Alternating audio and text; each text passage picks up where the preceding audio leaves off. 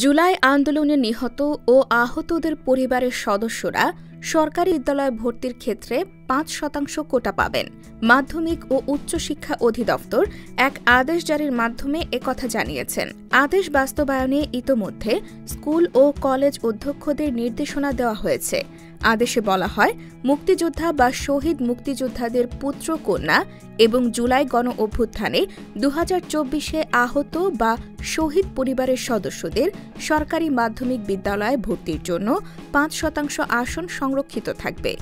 মুক্তিযোদ্ধা বা শহীদ মুক্তিযোদ্ধাদের পুত্র কন্যা এবং জুলাই গণ অভ্যুত্থান ২০২৪-এ আহত বা শহীদ পরিবারের সদস্যদের আসন নির্ধারণের ক্ষেত্রে সংশ্লিষ্ট প্রমাণপত্র বা গ্যাজেটের সত্যায়িত কপি আবেদনপত্রের সঙ্গে সংযুক্ত করতে হবে এবং ভর্তির সময় মূল কপি প্রদর্শন করতে হবে।